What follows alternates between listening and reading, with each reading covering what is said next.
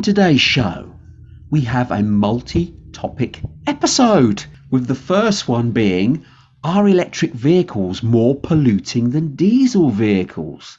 We talk about, is the deindustrialization of Europe already underway? And finally, if we do have time, do people get the government that they deserve? And now, the TNT Talk Show, daring to go where other podcasts fear to tread.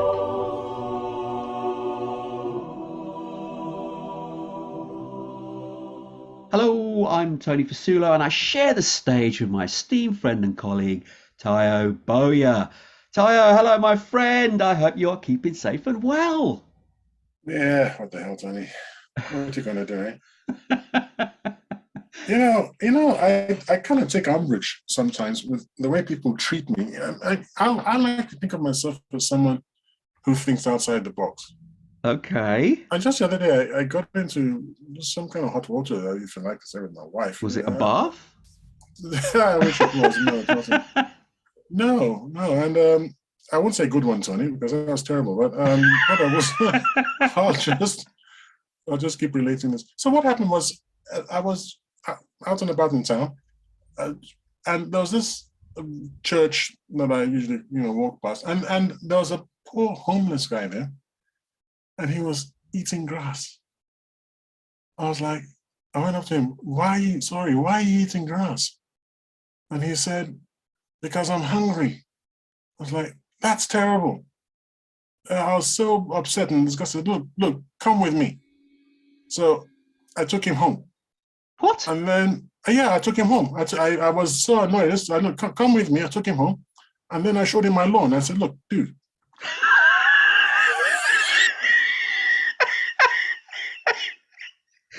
Oh dear Lord! And I'm listening to this. Our listeners, I can probably imagine all of them cringing at that.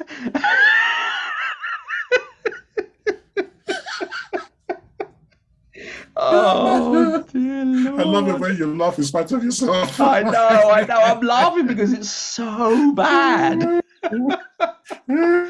Oh dear Lord! Anyway, are you going to say hi? You enjoyed that.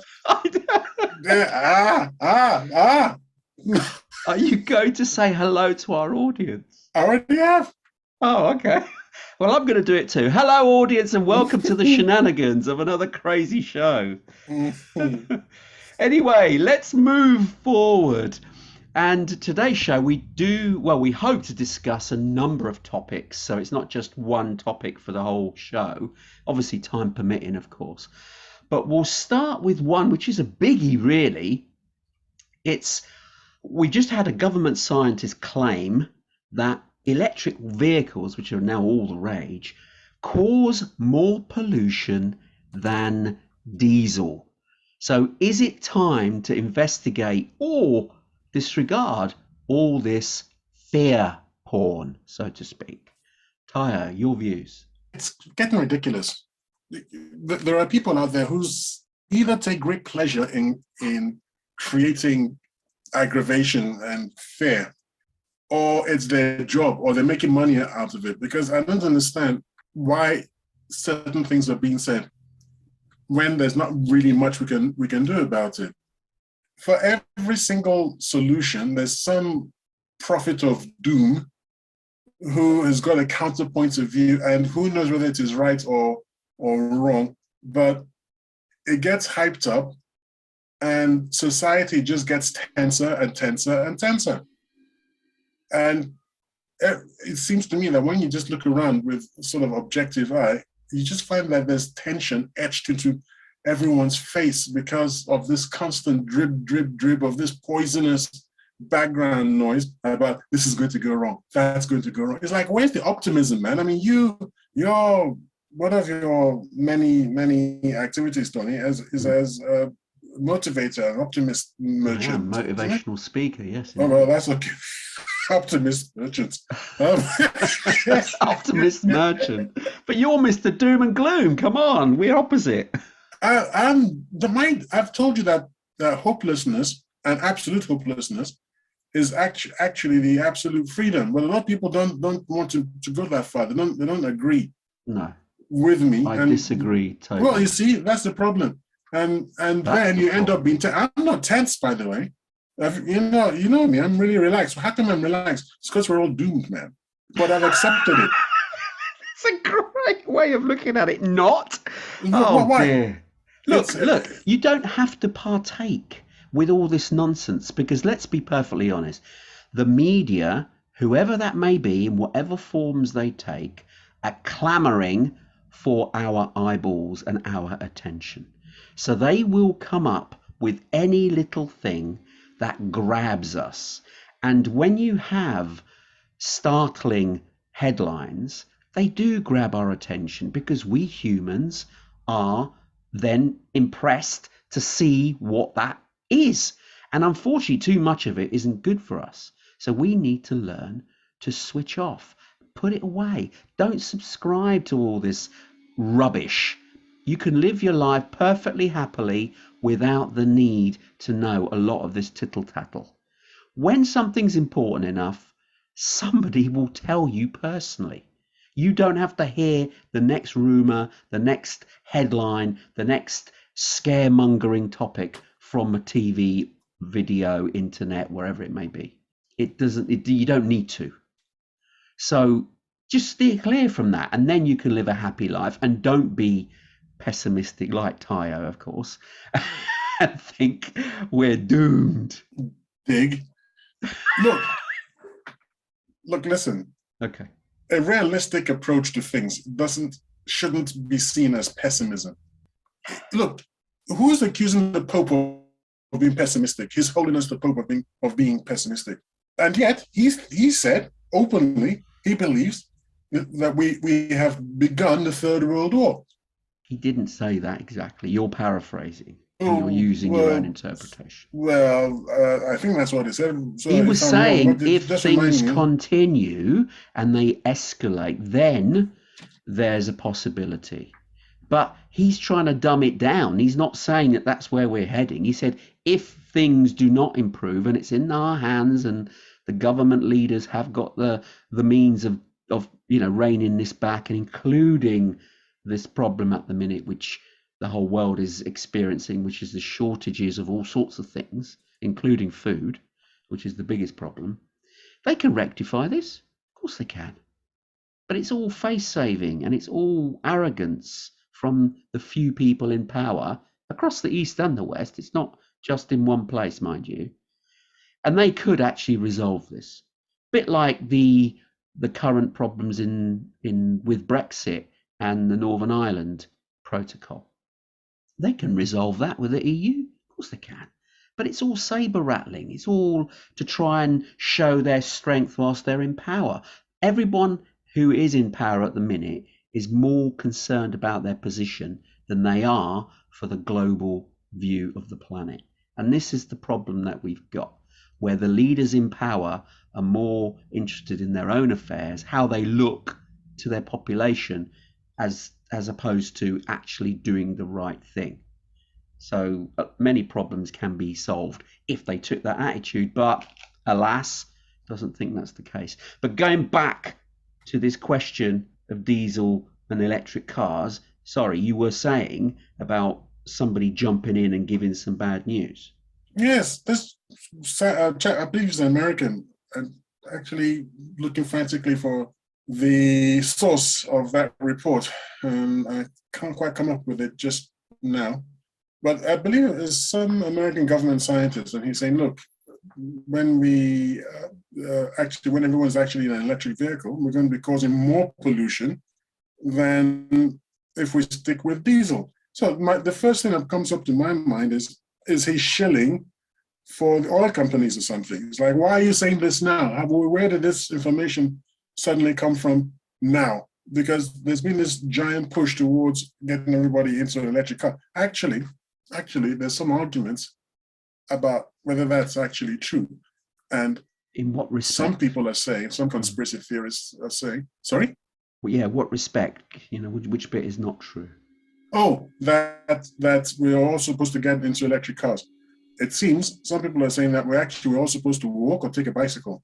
And that's from this thing that I'm not really sure what this great reset thing is. WEF, the World Economic Forum. There seems to be a massive conspiracy that is suggested by everyone, but I can't get to the bottom of it. I'm not really interested, by the way. But at the same time, it's meant to be that even what's happening now in Ukraine with Russia and with the very strange Western response is actually part of this great reset where they force society off fossil fuels.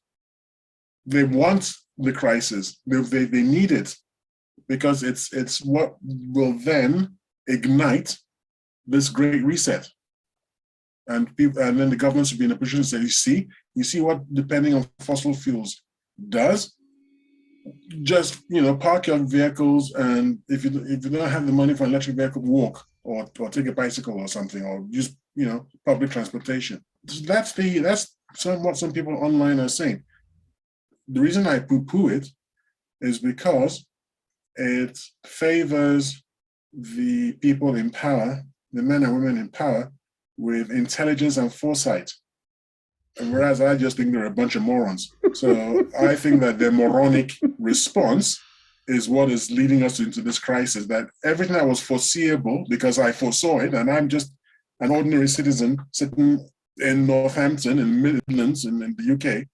I don't have access to intelligence information. I don't have vast armies of so-called dependable civil servants working for me. And I could figure out what was going to happen. So how come these people couldn't? Because they're clowns. And what did you say just now? Which bit? They posture, the pose. Yeah, that's right. For their people. So it's all posing. It's not. They don't. I don't even know who actually believes what they're saying. Spewing. Wow. Yeah, I don't think they believe it. I'm not. I don't think that they just want to just look good and get sort of the likes on social media. But the game's up because there's a lot more people. How's the game up, Tony? Well, there's a big sway of people who you can see through the facade. So it's not roses for these people. They can see that they're slowly being undermined. They can see through this veil of nonsense that's been all over the place. Whether it's moved to a conspiracy is another matter. We can park that for another show perhaps. But the topic in question here, we're discussing about diesel and electric cars. There is actually some truth in some of this. So what I'm beginning to wonder again is whether it's been blown out of proportion. Because electric cars are better for the environment. They are less polluting. I need to ask you a question here, Tony. Oh, go on. When you say there is some truth in this, that electric cars will be more polluting than diesel and petrol, well, just say, I don't know, oil, I don't know what the expression is. What's the opposite of electric car? Diesel. Bus. All right, so diesel cars, okay? Yeah. Is that a surprise to you? Did you never ask yourself, when we all plug in our electric cars overnight to charge them, where that energy is going to be coming from? Well, this is the thing, you see. The question was only raised now because diesel car technology hasn't stopped. It's been improved. And diesel cars are fitted now with really top drawer catalytic converters. And they actually remove more pollutants now than they did just a few years ago. So even though electric cars are better for the environment, you rightly say, where does the energy come from to charge them? If it's coming from some of these plants that are in the States that are powered by solar, green energy, then no, then electric cars are not more pollutant than diesel cars. However, while we're still transitioning, the source of power that's being generated, there's still power being generated by coal. And, these sorts of coal and power stations being powered by fossil fuels. So of course you've just moved the problem not from the car, the pollution coming from the car itself. You've moved the problem to the source, which is the power generation, which is the power station itself. But if the power station gets its energy from a green source, then electric cars are not more polluting than diesel cars.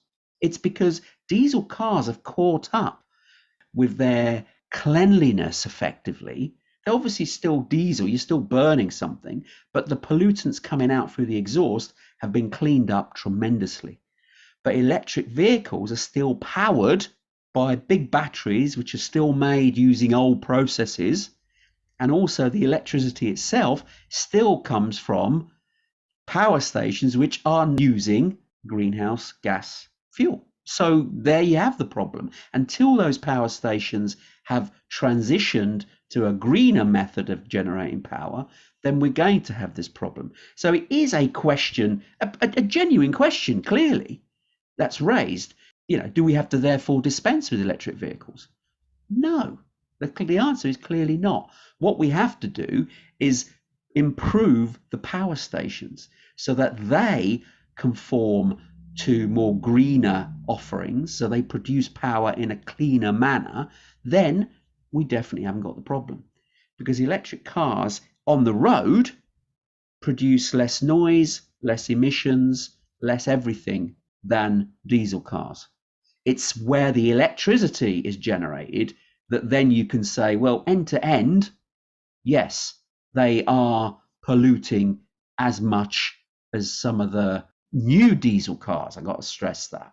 The latest ones, we're not talking diesel cars from just a few years ago, we're talking the latest ones which have moved forward. Well, the problem with your analysis, as I see it, is that this green energy power stations remains utopian. We've tried it, and generally speaking, it just doesn't work. It's very expensive, and we've done our best, and we've just fallen short of the mark. Solar isn't quite there. It isn't there at all. I've actually got a video that I haven't watched yet, which explains that there's something that they can't quite figure out about solar cells. There seems to be, well, I haven't watched the video, so I don't know, but there's a fundamental problem in the technology of solar cells, which means that there's a limit to its efficiency, and they don't even, at this point, even know why, so they can't improve on it. I guess I'll send you the video because I've got it too. Well, that's an aside. The other thing is, wind, it doesn't blow. Yeah, you're right. But I mean, you're right. Wind doesn't blow all the time. You're right. Waves move all the time, though. Even they don't all the time. But there's not one method of generating power. Water's a good one. If you've got a water wheel, that old way of generating power. And in America, Elon Musk has created a power station that is only solar driven. So there are power stations that can do this. It takes investment, clearly. But if we genuinely want to make a green planet and provide cars that are green end to end from start to finish, then there are some decisions that need to be made. And you're right. You were saying it seems to be a utopia. We've tried it and failed.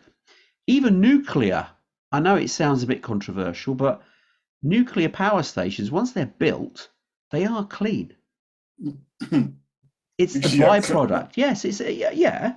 But the uranium, once I mean, the half-life of uranium is thousands of years, but it's not polluting the planet. It's in a contained area. Do you see what I mean? So by and large, they could be classed as unsafe or dangerous, as we've seen examples of on the planet, but they are clean. And that is a potential way of producing power. But the utopia which you've stumbled upon, which is not far away, is using fusion. And that's what CERN and the one in the US are trying to do. They haven't spent millions on just trying to work out how to do check how the universe started. They're also looking at fusion. And if they can generate fusion power from these locations, then we would have an abundance of energy which is totally clean. Well, at that point in time, then the conversation will change. But right now, living in the real world, when we have to deal with real world problems, the idea that nuclear power stations are clean is risible. If that baby goes wrong, the consequences, I mean, Chernobyl, for goodness sakes, Yeah, but that was the old Russian Chernobyl might have been technology, though, incompetence and lack wasn't it? of maintenance and all that.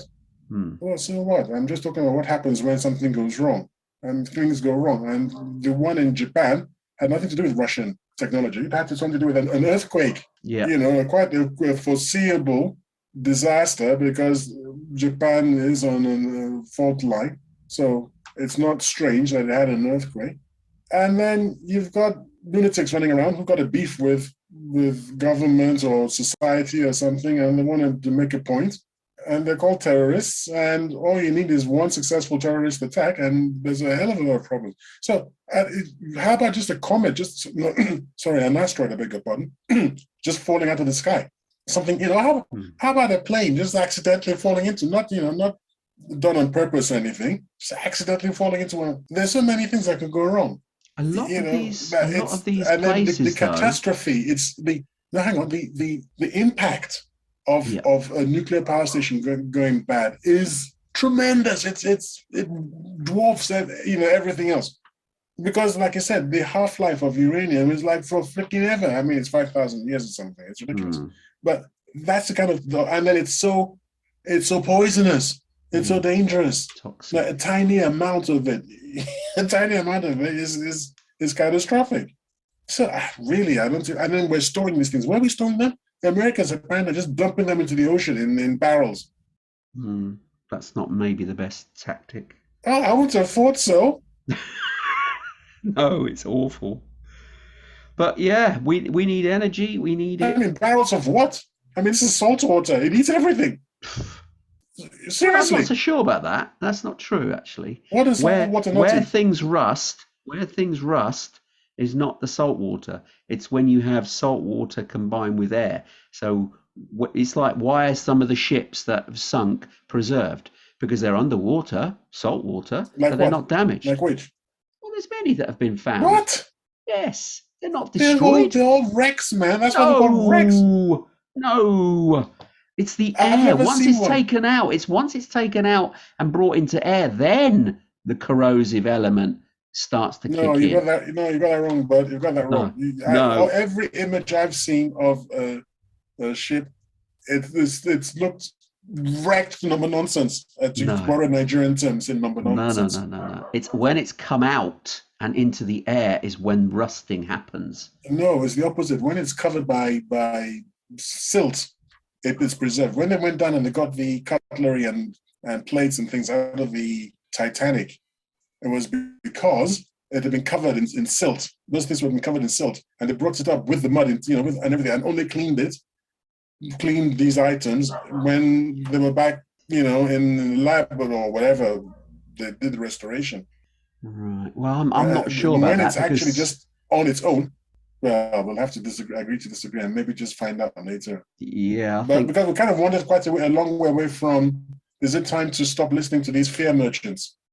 I And for think me, so. sorry, I think we should stop listening to them, to be honest. I think we definitely need to stop listening to, because look, you know what it is if you've got a problem, if you're a government scientist or anyone, okay, and you've noticed a problem, if you just tell us the problem, then that's just whinging, okay, that's just creating fear. That's fear porn. You have to keep quiet until you've got a solution. Then you can say, guys, I've noticed this. This is the problem. And look, here's the solution. I think that's Hmm. that's fine. I'm happy with that. Yeah. But just here's a problem. Say, yeah, we know there are problems everywhere. What do you want us to do about it? Well, I don't know what to do about it. Well, you should be talking to the people that you do know instead of just telling everybody about it and raising everyone's nervousness. And there's nothing we can do about it. Hmm. That's my position actually. I think that's what I'm trying to say. That when there is no solution and I can't and the general public can't actually do anything about it, why are we being told about it? Well, absolutely. I remember hearing a funny story one time where a friend of mine came home. His parents said, "Ah, somebody rang for you." And he said, "Okay." who was it? And they said, we don't know. And he said, well, what do you mean you don't know? Did you get their name? Because no, they were a bit mumbled on the phone, so we didn't get their name. And he said, well, did you get their number at least? And he went, no, we didn't write it down either. And he said, so why are you telling me?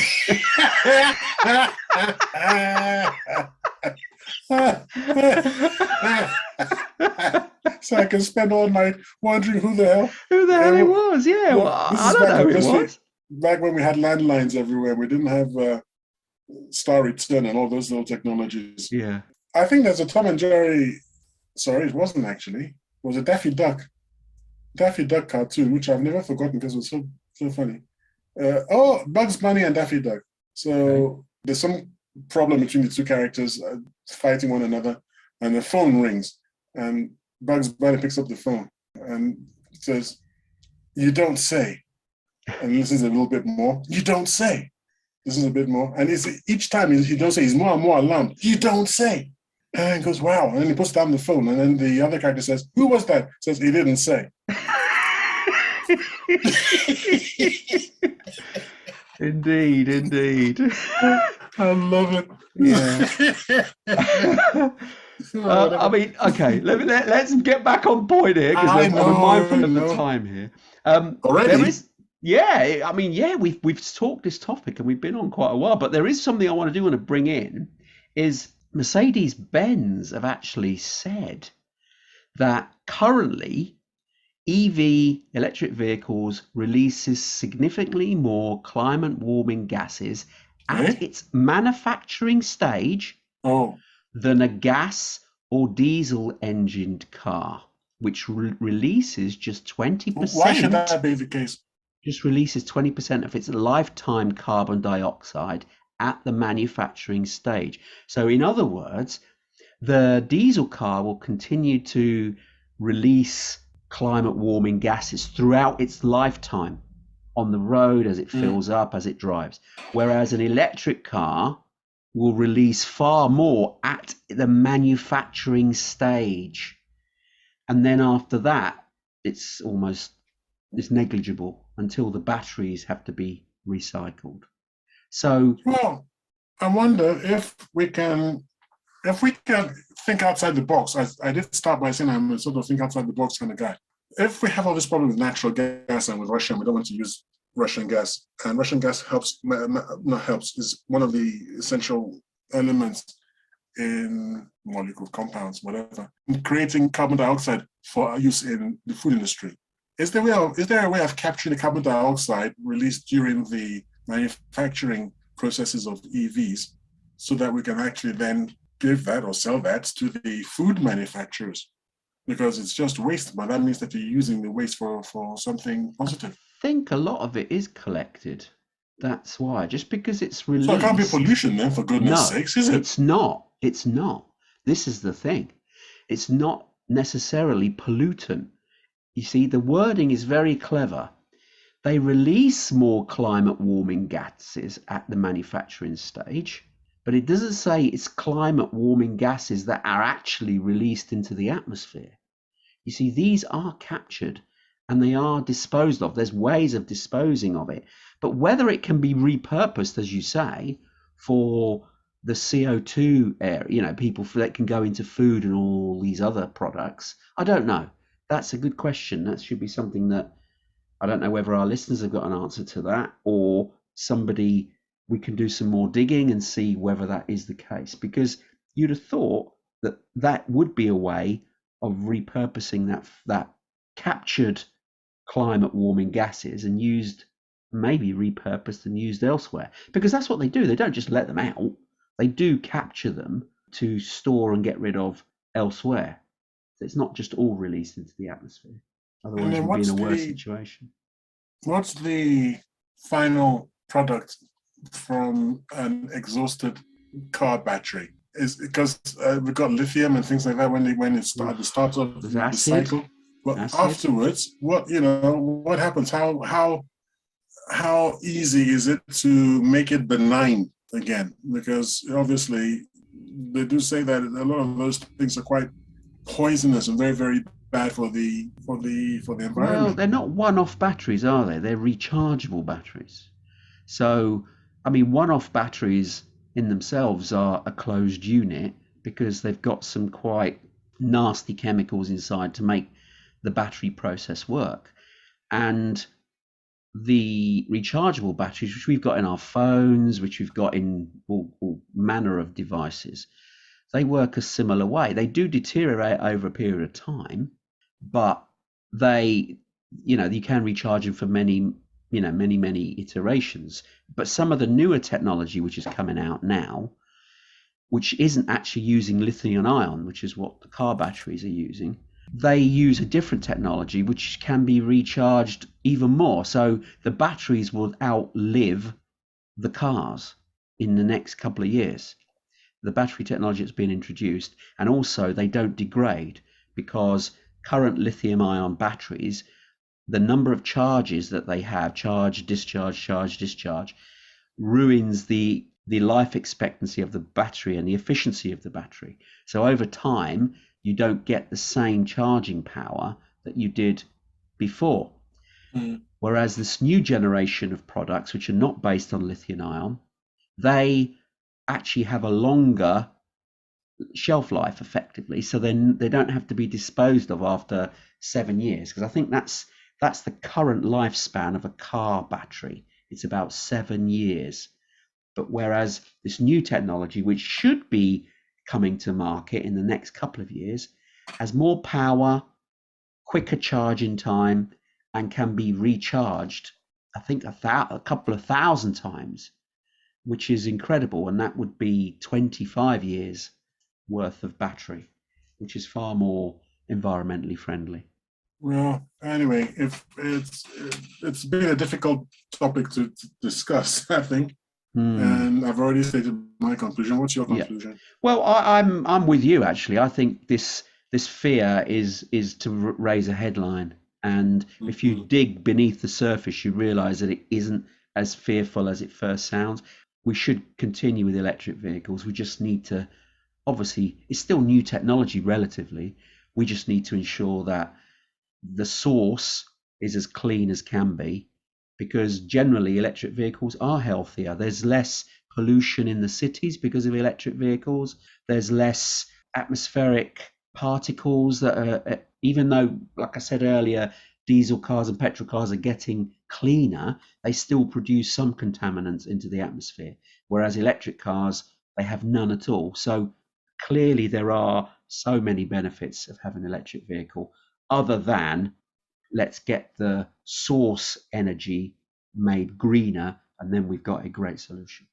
And apart from that, there's one last thing, which is that I think it's pretty disgusting that government was selling us all on electric cars and promising us all sorts of tax breaks and everything. But now we see they're trying to wriggle out of it, They've done it. and they want to start taxing electric vehicles. Well, they've got rid of the subsidy straight away, immediately. They did it just last week, and this is June 2022. They've removed it. So because electric cars cost more to make and manufacture and what have you, so the subsidy that they were encouraging people to go electric because it's greener has been removed altogether now.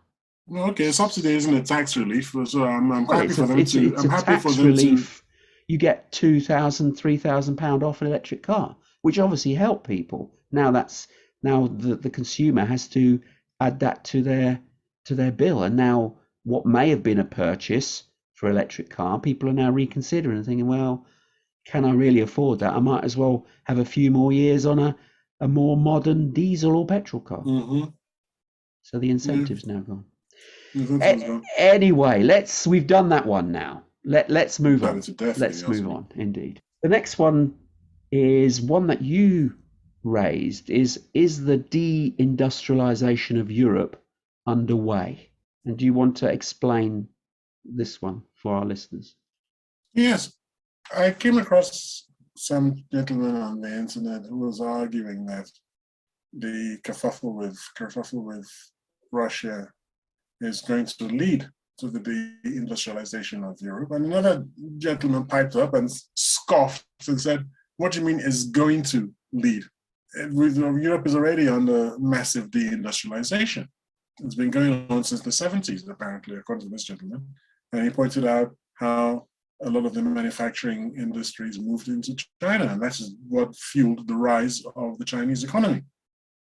And he said, what has happened is that Europe has moved towards services, which from a wealth generating strategy, which as a wealth generating strategy is all well and good until there's a problem and the system breaks down. And then all of a sudden you've got all these services, but no one's producing the goods that these services assume are there. And in a way, we look at the issue of the supply chain issue caused by the COVID lockdown and the dearth, D-E-A-R-T-H, of computer chips, for instance, which means that I believe that in some parts of the United States of America, I don't know about here in the UK, ordering a laptop can now take 6 weeks or longer. So just walk into a shop like we're so used to doing, just walk into a shop and it's there and you purchase it and you're out and you're gone. And that's because the global supply chain has been messed up. The fundamental there is that you're just not manufacturing it a couple of towns over, as we would have been doing in the early 70s. And whatever, I don't know about laptops, but whatever we were making in the early 70s was being made in your country, most likely. And maybe there was a problem with raw materials, but that was usually sorted out. And that industrialization, in any case, doesn't mean that you have your own raw materials. It just means that you have access to raw materials. So based on that, I felt that the guy who said, what are you talking about? Europe is already deindustrialized. I think he's got a point. Well, he has got a point, because it has. Of course it has. And it's going to get worse. A lot of the Western nations have already deindustrialized. And this is all to do with inflation. Because what you've said is absolutely right. Because what happens is when you've got an industry, heavy industry in particular, you need the raw materials, as you've alluded to, and not all the raw materials you have in your country. So you need to source them from around the world. Now, as inflation goes up in your country, the cost to the owner of the company or the industry goes up with it. So how do they lower their costs in the manufacturing? Because you're paying wages, and this is the problem. So the wages element, to reduce wages, you can't ask people to take cuts. It doesn't work that way. So you look for labor elsewhere. And generally what's happened is the Asian market was less developed. The labor there is far, far cheaper. So, and they've got some of the raw materials. So all industry, and especially the economic West, was looking at that and thinking, well, if I can get cheap labor over there and pretty much most of the raw materials, why do I have to pay expensive staff in the West because of inflation and prices going up when I can quite easily set up a premises over there and get a cheaper labor force, which equates to more profit for me? And I can answer that question. Go on. You do that for the sake of keeping your country going. That's why. Because obviously you need to keep your country going, otherwise you lose your manufacturing. And somebody else becomes rich, and somebody else, becomes the new superpower instead of you. Well, it's not, because you're still running your business. You, the person who's taken your business overseas. I mean, look at recently here in the UK. Who's the chap that does the Hoovers, the real flashy Dyson. ones? Dyson, there you go.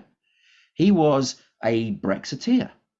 But he's moved his business abroad, and he's moved himself he still pays tax here to a degree, but he's now moved into the Far East because it's economy of scale, and because he can pay the workforce far less. Why does he care as a business owner about the wages of the people here? He's a business owner. He's only caring about his business.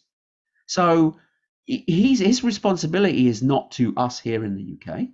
It's not to us here at our economy.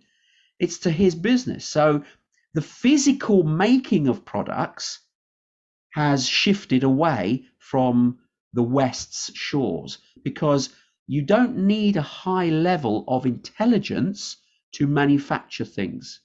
You need labor, effort, work, strength.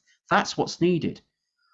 Then what happens is, because that work has all left the shores of the Western world, the people who are left behind have to still earn money. So they have to then diversify and find other ways of making money, either upskill themselves or learn new skills, either service industry, mainly service industry, I suppose. And so the workforce has raised itself up from pure working labor, which is cheap, to a slightly higher level, which is a service level, which takes a little bit more effort. So the money is slightly more. And this is what's happening. And this is what's happening across the whole Western world. In fact, it's happening in the G20. So it's not just the Western world. It's a issue with the G20 countries. Even China now is, because it's got quite a large middle class who don't want to work in the labor intensive areas. They want to work at a higher level. And this is what happens when you start to get a more affluent society and your heavy industry moves away. They accordingly raise their level up higher and become a service level industry where you're using your mind more than you are your strength. And that's in a real simplistic example, but that is what's happening in Europe now. It's deindustrialized anyway, by and large. There are still pockets, of course there are, but the bulk of it has moved away. So it's nothing new. I think that's a very optimistic analysis of the situation. I think it's terrible because if you outsource all your manufacturing, you're no longer an industrialized nation, then you really can't sustain an international conflict because you're importing everything. And absolutely, your services are meaningless. And one of the things about Russia that the people don't understand. I know I'm a Russophile, and I'm pro-Russian and all that sort of thing. But just an ordinary analysis of the situation. I asked you in a previous show, how do you starve a farmer? You can't. How do you freeze a coal miner? You can't. How do you deindustrialize a nation that's got all the resources it needs and an intelligent and hardworking workforce? You can't. The sanctions placed on Russia are actually going to do one other lovely thing, apart from helping them out with a sort of bumper year of fossil fuel income. The other thing it's going to do is going to force them to industrialize or re-industrialize. Because now they've taken over the plants from Citroën, I think it was. That used to be the French car maker, Citroën. They've taken that over. They've got this policy that if you've left Russia, I don't know what the exact criteria are, but if you left Russia in a certain way, that they will just take it over from you. And there's certain things that they can't manufacture right now because they don't have the parts, but they're sorting all that out. And obviously, they can put vehicles into space. If they can be a space-going nation, they'll be able to manufacture basically anything the flipping want. They've set themselves back. They've set themselves back, though. No, let's not argue. I don't want one of those arguments, Tony. Let's not. Just talk now about just pure logic of the situation. I'm saying that they've been forced to industrialize. Indeed. So if they can't manufacture something now, what they're doing is they've left WTO, and they will now be able to copy anything they want to copy because there are really nothing else you can do to them. And then they will take time in order to do this. It's like you and me. It's good. It's good. It's like you and me. Let's bring it down for a simpler argument, okay? The model that we've just described, where you deindustrialize, you move your resources around the globe, and you then you become a slightly different workforce, which is what's happened here in the UK and rest of Europe. What happens in that scenario, if we lower it to our level, that works when there's harmony. You've got trade agreements, you've got harmony between countries, the services move, the minerals, the materials, they move around. That's a global economy and it's booming. But in times of conflict, you're absolutely right. It causes you a problem, which we've all discovered just recently during COVID, when we had to rely on the manufacture of certain products in the Far East because we no longer manufactured those things ourselves. We retained expertise in some key areas, of course, which we leveraged our knowledge and expertise in some of the labs stuff, which is very, very high up in the world. But on our manufacturing level, we relied on having to source it elsewhere because that was a time not of conflict, but a time of crisis. And so we had to, loads of other countries did as well, because they didn't produce those bits. That's the point of globalization. You can literally move your productivity elsewhere. Now, because of this conflict that's happened in Eastern Europe, that's now refocused people and thought, whoa, what would happen if something was closer to my shores? We would still be in the same boat. And the oil and the gas is one of the key ingredients, which you've now have to bypass and deal with elsewhere. But it's a conundrum, short-term pain. But the title of the, not title of the show, but in discussion about the electric vehicles polluting and the diesel vehicles polluting, this has also expedited the need to move away from fossil fuels for heat and energy, etc. So it's another nail in the coffin for fossil fuels, gas and oil production, because if we find an alternative, a suitable alternative quicker, then we can move away from those items. And so it's all well and good this, in this case that you cited Russia, but that will help, it won't help them long term. I think if you don't mind my saying so, I think you kind of lost your train of thought there because you began. I thought you were going to attack my argument that Russia is going to be forced, well, is being forced to industrialize.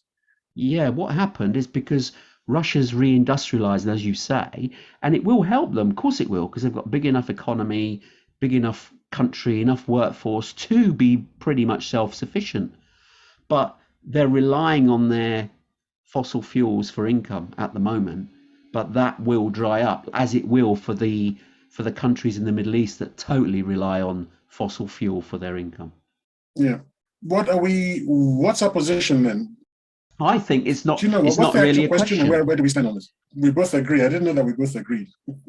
Yeah, it is underway. It's in fact, it's already way down the road. It's not completely deindustrialized, but only a few areas still are actually functioning as industries.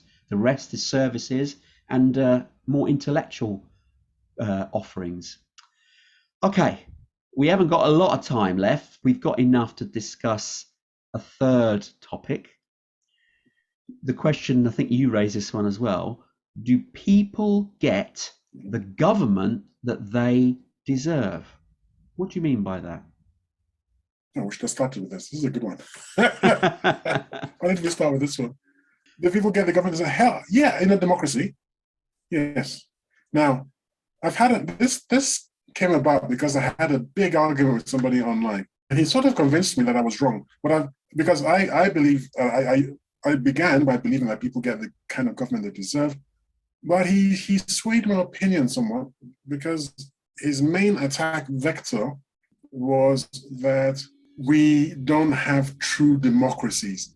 You know, demoskratis, or whatever it was in Greek, the original in Greek, the rule by the people, where major decisions were sorted out in the town square, where each man, free man, by the way, slaves weren't invited and neither were women. If you don't mind my saying so, I don't know about the slaves, because we shouldn't have slavery. But keeping the women out of it, I think is a good idea. However, that is an aside. And the men will show up and vote on things. So it really was demoskratos. Now, the problem here is that, for instance, in the UK, for example, it's like what percentage of people actually participate in voting in the first place? I like the the Australian model. I believe in Australia and or New Zealand, you must vote. And I think that's the beginning. I think every man has to vote because I don't believe women should be given the vote. And Please let's not cut down that no, topic. I said it as an aside, really. You're the one that has interrupted me. I just put that as an aside. So I'm actually saying what I want to say, which is every man should have to vote. And in that way, you can't then blame anything else but those who have voted. But this guy came back at me and he said, no, that I'm talking nonsense, he said, because what he said was money then plays a part, as it does in the American the so-called democracy, where really, honestly, an honest analysis of the American situation is that is not a democracy, it's a plutocracy where money rules. Do you remember that a few years ago, Barack Obama famously said that to run for office, you need to raise $1 billion to run for president. What? $1 billion? Come on. I don't understand how that works. But then again, it's coming up through the ranks. You need support. And if people see that you're providing a message that you're passionate about and they can get behind you because they agree what you're doing, then you just ask for money. And that's how it works. And that's how they get money, based on their representation and based on how many people they can influence. Now, you're right. If someone's already got money, they have a disproportionate benefit already. It's not a level playing field. I think that if there's rich people, they can only seek funds. We're talking American system here, by the way. They should be limited on where the funds come from. It shouldn't be personal funds. It shouldn't be from only one or two benefactors.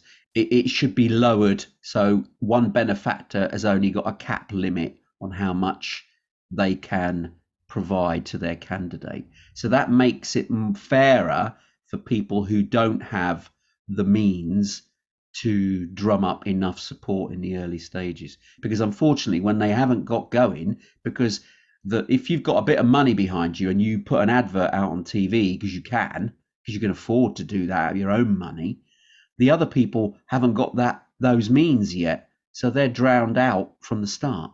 So you will, by virtue of your money that buys you airtime, you then get more influence and more income. So you're absolutely right in what you're saying. It's not a democracy at all. Okay, but here in the UK, we do have different rules. One of the rules is, well, it's different, but again, there's a limit to how much money I believe that anyone can. I don't even think there's a limit to how much money anyone can donate, but who donates has to be well understood. Yeah. You have to explain where all your money comes from, right? Yeah. Which I don't think I think it's moving towards a solution, but I don't think it's a great solution. What I would like is for anybody who wants to run for office, say at local level or whatever, has to get 5,000 or 500 or whatever, X number of signatures. Yeah. If you can get X number of signatures supporting your candidacy, or your party can, okay, then they get a set amount of money from the state, and everybody gets the same amount of money. And you're just simply not allowed to take money from anyone for anything. You have to run on the state funds. And straight away, that just gives everybody a level playing field, and no one can influence anything. And then the other thing we have to do is we have to turn around and look at, because this is what this guy was talking about. I said, he called me very naive. He said, why do you think that we used to have hundreds of newspapers and dozens of channels, but it's now all owned by a very small cabal of people? I think it's 5 people own like 90% of all mass media in the Western world. He said that's not an accident. That's because they need to control the narrative. So that's got to go. That is absolutely 100%. You've got to go. No, you can't own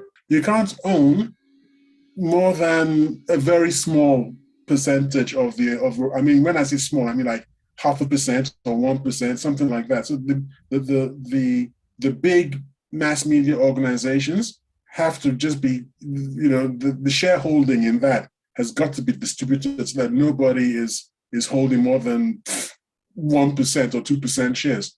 Aren't you then capping capitalism? You're now not Yeah, this is permitting. more than capitalism. This is now the defense of what, speaking from a British point of view, in my head, I call it the defense of the realm, which is we've got to protect Her Majesty's realm. And so when it comes to doing that, it overrides all other considerations. Saying that you can own, all these, and it has been so bad. There's a video on YouTube, I believe I sent it to you, where it shows that the exact same phrase is parroted by, it starts off with just CNN.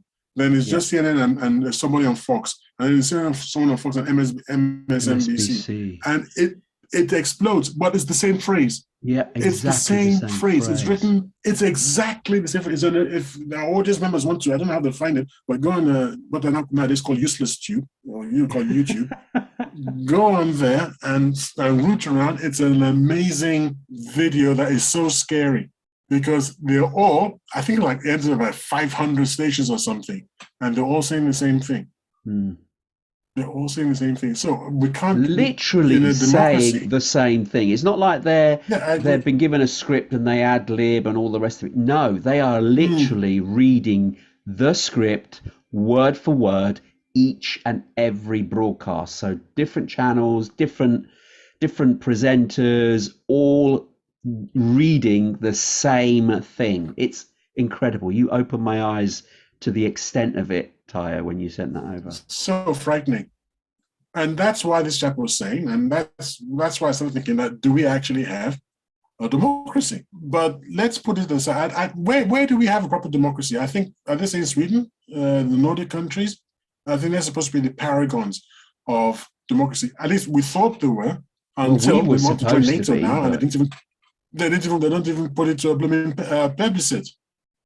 Which we spoke about last time. So I think it's Switzerland. I think it's Switzerland. Yeah. Okay, it's supposed because to be a paragon. they literally have, what's it called, referendums. Yes, several times a year. Exactly. For different things. Yeah. Which is excellent. That's not. So I think if you take that, and if they ended up with a bad government, then it's their fault. So I believe that was my position, that I think if people do get the government they deserve. And by the way, if the people aren't prepared to take up arms and actually fight against a tyrannical government, doesn't that also mean that they deserve the government they get? Well, there's an interesting story that I'm mindful of the time here, that Nikita Khrushchev was talking to a group of people, and he was actually saying that Stalin was terrible. He massacred 25 million Russians, blah, blah, blah, blah, blah, blah. He was saying all these things. And then somebody in the audience shouted out, "You knew Stalin. Why didn't you speak up against him and stop him?" So Khrushchev stopped his speech and said, "Who said that? Who said that?" And it went deathly quiet in the audience. You could hear a pin drop. He said, "Come on, who said that?" Nobody stood up. No one put their hand up. And then his answer was, he said, "You see? That's why, yes, I didn't stand up to Stalin like what you're doing here." Yeah, exactly. Because there's fear there. So people will scream if they've got a pack, their squad, their group, their mob, whatever you want to call it, if there's more than one. But if you feel isolated on your own, you're not going to say anything. No, there's very few people. Yeah, very few people that can say anything against the establishment. And you're right. I'm mindful of the time. I actually agree with you. People do get the government they deserve. But thankfully, in a democracy, if there's enough will, you can change it. It's when outstay their welcome. Outstay their welcome. Yes, yes. I think every country that's a democracy, then you're only, I mean, America have got it right to a point that you can only be a president twice. That's Mm-hmm. quite good. I think Mm. something like that, Term limitations, but the problem is they didn't go far enough, and it doesn't apply to the people in Senate or the House of Reps. yes, it should apply everywhere. It should It apply should everywhere. I apply. believe it should apply even down to mayors and things. But you said that you wanted people not to have this because it then prevented Sorry. career politicians. Is No, that I right? said I don't want people to be able to stay. I want people to be Ah, very term limited. yeah. So then they don't become career Yeah, politicians. there's a problem when you think about how politicians work with the civil service. If you don't have people who know what they're doing, who've got intimate knowledge of how the civil service works, the civil servants will run rings around them, and that could be a problem. So if you got a newbie coming in as prime minister, and he's only there for a term, maximum of 2 terms, the next prime minister is also not going to know how it works. Do you see what Yeah. I mean? And eventually you have these mandarins, which is what I think that word Mandarin started out in China with the reign of the emperors, where eventually the eunuchs just became a law unto themselves. Now, these are eunuchs who started out as palace slaves. And a few hundred years later, they ended up running the show. Just because people would come in and then the eunuchs say, that's not tradition, that's not how it's done like this. And little by little, drip, drip, drip, drip of a drop of water, it wore away the rock of the society, destroyed the Chinese imperial court. I mean, when you talk about total and utter corruption and desperate decadence and destruction, this is a astonishing case study for anybody who's interested. We think of corruption nowadays. We don't know anything. These guys, these guys wrote a book, man, Oh dear. right? Yeah, and they wore away at the foundations of the society to such a point that foreigners could just walk in and just trample all over hundreds of millions of Chinese. It was amazing, Dear. Right, amazing. listen, we have to end it there because we have reached the end of the show. But I want a final word from you quickly. So, your conclusion: do people get the government they deserve? It depends. I'm sorry, I'm going to have to sit on the fence. It depends. Okay. I believe that they do. But unfortunately, we now have reached the end of the show for another week.